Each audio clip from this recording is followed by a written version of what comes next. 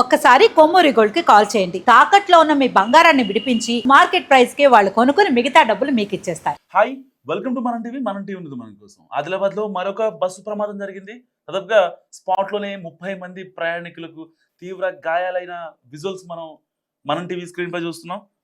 ఆదిలాబాద్ జిల్లా ఉట్నూరు మండలంలో షాంపూర్లో ఉదయ్ బ్రిడ్జి పై నుంచి ఆర్టీసీ బస్సు కింద పడింది. ఈ ఘటనలో 30 మందికి తీవ్ర గాయాలయ్యాయి. ఇది గమనించిన స్థానికులు పోలీసులకు వెంటనే సమాచారం అందించారు. సో ఇయర్ స్టార్టింగ్ నుంచి మనల్ని బస్సు ప్రమాదాలు నిజంగా భయపెట్టేస్తున్నాయని చెప్పుకోవచ్చు. గతంలో కర్నూలు యాక్సిడెంట్ కావచ్చు, తాజాగా తాండూరు దగ్గర జరిగిన యాక్సిడెంట్ కావచ్చు. సో ఇలాంటి బస్ యాక్సిడెంట్ అంటే కంప్లీట్గా ఇవన్నీ ఆర్టీసీ బస్సులు కావడం ఇంకా సామాన్యుల్ని మరింత ఇబ్బంది పెడుతున్న సిచ్యువేషన్. ఆదిలాబాద్ జిల్లాలోని ఉట్నూరు మండలంలో ఘోర రోడ్డు ప్రమాదం జరిగింది. ఒక్కసారి ఆ విజువల్ చూసుకోవచ్చు. బయటికి రాలేని సిచ్యువేషన్ వాళ్ళంతా. ఆ యొక్క మహిళలు అంటే వాళ్ళు లెగలేని సిచ్యువేషన్ ఒకసారి మనం క్లియర్గా మనం టీవీ స్క్రీన్ పై చూస్తున్నాం. షాంపూర్ గ్రామ శివారులోని బ్రిడ్జి వద్ద ఆర్టీసీ బస్సు అదుపు తప్పి సరిగ్గా బ్రిడ్జ్ కింద పడిపోయింది. సో ఆ డిస్టెన్స్ కూడా మనం క్యాలిక్యులేట్ చేసుకుంటే దాదాపుగా 10 మీటర్స్ డిస్టెన్స్ ఉంది. అదొక కల్వర్ట్ అనేది చాలా క్లమ్జీగా ఉంది. ఇటు పక్కన హైవేలే, బట్ ఆ రోడ్డు మాత్రం చాలా క్లమ్జీగా ఉంది. సో ఇక్కడ ఆ యొక్క కల్వర్ట్ని ఎక్స్టెండ్ చేయమని లేదంటే కొత్త కల్వర్ట్ నిర్మించమని ఆ యొక్క షాంపూర్ గ్రామ ప్రజలు ఎప్పటి నుంచో ప్రభుత్వాలకు చెప్తున్నా, వాళ్ళ ఎమ్మెల్యేలకు చెప్తున్నా వినట్లేదనే రెస్పాన్స్ కూడా మనం చూస్తున్నాం. సో ఒకవేళ నిజంగా అంటే ఎవరికి ఎలాంటి ప్రాణహాని జరగలేదు, ఒకవేళ జరిగి ఉంటే ఎంత పెద్ద బ్రేకింగ్ అయి ఉండేది. వాళ్ళ నిజంగా మంత్రులు వీళ్ళంతా వెళ్ళి పరామర్శించడం, లేకపోతే వాళ్ళ బాధిత కుటుంబాలకు మేము ఉన్నామనే హామీని ఇవ్వటం, ఇలాంటివి మనం చూస్తాం తప్ప కనీసం అంటే అట్లీస్ట్ ప్రజా దర్బార్ కావచ్చు ఇలాంటివి పెడతా ఉంటారు. కాంగ్రెస్ గవర్నమెంట్ కావచ్చు, అక్కడ గతంలో ఏ ప్రభుత్వాలు ఉన్నా సరే ఇలాంటి ప్రజల దగ్గర నుంచి వినతులు తీసుకునే కార్యక్రమం జరుగుతూ ఉంటాయి. అలాంటి సమయాలలో దాదాపుగా 50 టైమ్స్ ఈ షాంపూర్ బ్రిడ్జ్ గురించి ఎక్స్టెండ్ చేయండి అని చెప్పి వీళ్ళు ఇచ్చినా కూడా కనీసం ప్రభుత్వాలు పట్టించుకునే పరిస్థితి. గత 10 ఏళ్ళు పాలించిన బీఆర్ఎస్ కావచ్చు అండ్ ఇప్పుడున్న కాంగ్రెస్ గవర్నమెంట్ కావచ్చు. సో ఒక రకంగా ఇది ప్రభుత్వాలు తప్ప లేకపోతే డ్రైవర్ తప్పిదమ్మా. డ్రైవర్ ఆల్రెడీ ఆసిఫాబాద్ నుంచి బయలుదేరాడు, ఆదిలాబాద్ వైపు ఉట్నూరు వైపుగా బస్సు వస్తుంది. సో ఎంత ఇది కాదనుకున్నా నిజంగా ఆర్టీసీ బస్ డ్రైవర్లు అనేవాళ్ళు చాలా సేఫ్గా తీసుకెళ్తారు. సరే, ప్రమాదాలు అనేవి కొన్ని మనకి చెప్పి రావు, అనుకోని సంఘటనే నిజంగా ప్రమాదం అనుకోవాలి. సో ఇలాంటి నేపథ్యంలో వాళ్ళు చాలా స్ట్రిక్ట్గా ఉంటారు. వాళ్ళకి ఇంట్లో పెళ్ళాం పిల్లలు ఉంటారు. సో జాగ్రత్తగా వెళ్ళాలనే ఒకటి ఉంటుంది. రీసెంట్గా మనం చూసాం, ఒక తాండూరు సంబంధించిన బస్ డ్రైవర్ రీల్స్ చూస్తూ బస్ డ్రైవ్ చేస్తున్నాడనే ఒక్క రీజన్తో తను సస్పెండ్ చేయడం జరిగింది. ఈవెన్ తను ప్రాపర్ ఎక్స్ప్లెనేషన్ ఇచ్చి లేదు ఇంకొకసారి చేయను, పెళ్ళాం పిల్లలు ఉన్నారు అని చెప్పినా కనీసం వాళ్ళ డిపో మేనేజర్ యాక్సెప్ట్ చేయలేదు అతని రిక్వెస్ట్ని. సో అంత స్ట్రిక్ట్గా ఉంటారు. బస్సులు కూడా ఈవెన్ కండిషన్లో ఉంటాయి. ఒక రకంగా ఇదే ప్లేస్లో ఒకవేళ ప్రైవేట్ ట్రావెల్స్ బస్సు కనుక ఉంటే ఒకసారి మనం చూసుకోవచ్చు విజువల్స్లో మనం. సో అదే స్పాట్లో అంటే ఆ 10 మీటర్స్ డిస్టెన్స్లో కనుక ఒకవేళ ప్రైవేట్ ట్రావెల్స్ బస్సు ఉంటే జస్ట్ ఇమాజిన్, అసలు దగ్ధం అయిపోయేది. ఒక్కళ్ళు కూడా ప్రాణాలతో బతికేవాళ్ళు కాదు. ఇంకా అంటే ఒక రకంగా సేఫ్ అని చెప్పుకోవచ్చు. ఎందుకంటే ఎవరు చనిపోలేదు, ఎవరికి ఎలాంటి ప్రాణ నష్టం జరగలేదు. దాదాపుగా ఆ స్పాట్లో 30 మంది ప్రయాణికులు ఉన్నారు. సో ఎవరైతే గాయపడిన వాళ్ళందరినీ కూడా ఉట్నూరు ప్రభుత్వ ఆసుపత్రికి తరలించి వాళ్ళకందరికీ చికిత్స అందిస్తున్న పరిస్థితి. సో ఆసిఫాబాద్ డిపోకు చెందిన బస్సు ప్రమాద ఘటనపై ఇప్పటికే మంత్రి పొన్నం ప్రభాకర్ తీవ్ర విచారం వ్యక్తం చేశారు. అండ్ ఆర్టీసీ ఎండి నాగిరెడ్డితో మంత్రి పొన్నం ఫోన్లో మాట్లాడారు. ఎందుకంటే వాళ్ళ క్యాబినెట్ మీటింగ్ ఉంది.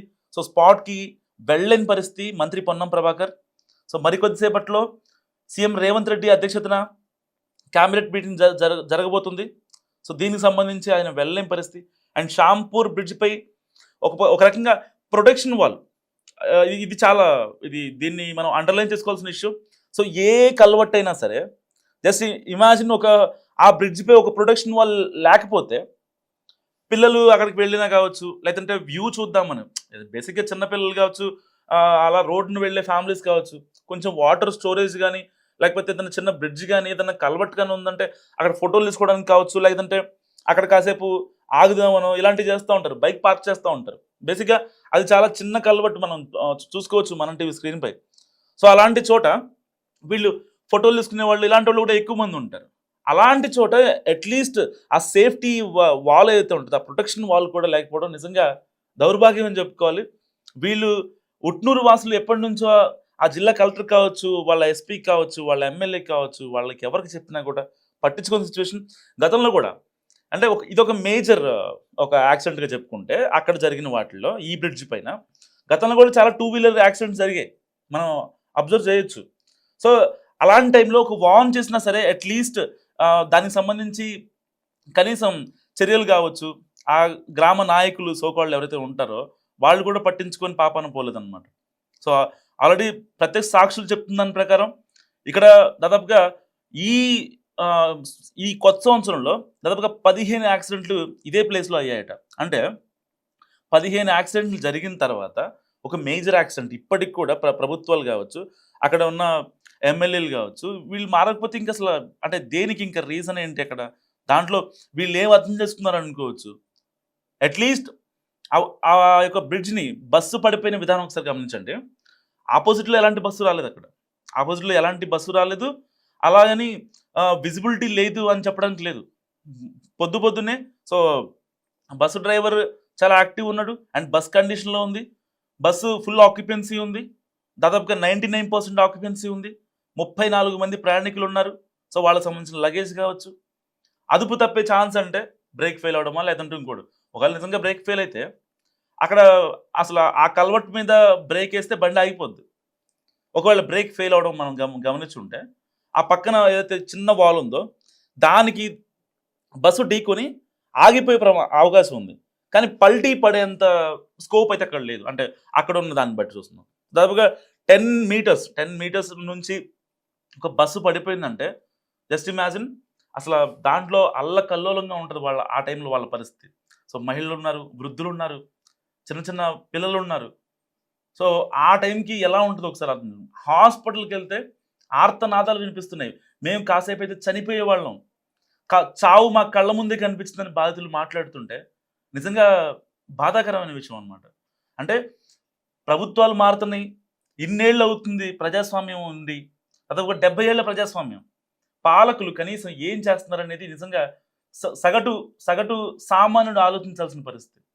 ఏదో ఓటేసాం, వచ్చాం, మా కనీస అవసరాలు తీర్చట్లేదు అని ప్రతి సగటు మనిషి అంటే ఇప్పుడు బేసిక్‌గా వాళ్ళ తాతలను బట్టి కొంతమంది కార్‌లో వెళ్తారు, కొంతమంది ఫ్లైట్స్‌లో వెళ్తారు, కొంతమంది ట్రైన్స్‌లో వెళ్తారు.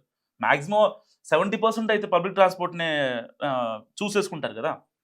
సో, ఇలాంటి సిట్యుయేషన్‌లో కనీసం సేఫ్టీ ఇవ్వలేని, సేఫ్టీ మెజర్‌మెంట్స్ మెయింటైన్ చేయలేని ప్రభుత్వాలు నిజంగా ఉంటే ఎంత, పోతే ఎంత అని కూడా ఏదైతే ప్రత్యక్ష సాక్షులు చెప్తున్న పరిస్థితి.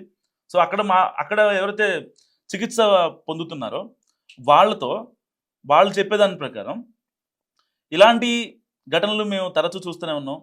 కానీ బ ప వ్యవస్థలు పట్టించుకోవు. Proper enquiry ఎయ్యవు.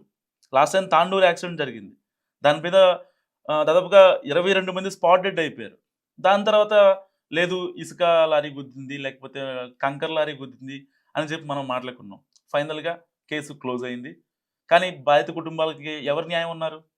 ఎవరు లేరు కదా! ఈవెన్ వాళ్ళ ఊళ్ళల్లో ఉండే పెద్ద మనుషులు కూడా కనీసం బయటకొచ్చి సహాయం చేయలేని పరిస్థితి. కనీసం ఎమ్మెల్యేలు ఏదో వాళ్ళకి క్షతగాత్రులకి కనీసం ఎంతో కొంతో సీఎంఆర్ఎఫ్ నుంచో ఏదోటి చేసిన పాపాన ఎవరూ పోలేదు. సో, ఇన్ని కాన్సిక్వెన్సెస్‌లో అసలు అంటే సామాన్యులు బస్ ఎక్కాలి, లేకపోతే మనం సేఫ్‌గా వెళ్ళిపోతాం. కరెక్ట్‌గా హాఫ్ అన్ అవర్ గనక ఈ యొక్క ప్రమాదం జరగకుండా ఉంటే వాళ్ళందరూ ఎవరి డెస్టినేషన్‌కి వాళ్ళు వెళ్ళేవాళ్ళు. కట్ చేస్తే ఆఫీసులకు వెళ్ళాల్సిన ఆఫీసులకు వెళ్ళలేదు, పనులకు వెళ్ళాల్సిన వాళ్ళు పనులకు వెళ్ళలేదు. అందరూ ఉట్నూరు హాస్పిటల్‌లో బస్సు మొత్తం ఉట్నూరు హాస్పిటల్‌లో ట్రీట్మెంట్ తీసుకుంటుంది. ఓ పక్క డ్రైవర్ పరిస్థితి ఇంకా విషమంగా ఉన్నట్లు తెలుస్తుంది. తాజాగా అప్డేట్ అందుతున్న దాని ప్రకారం.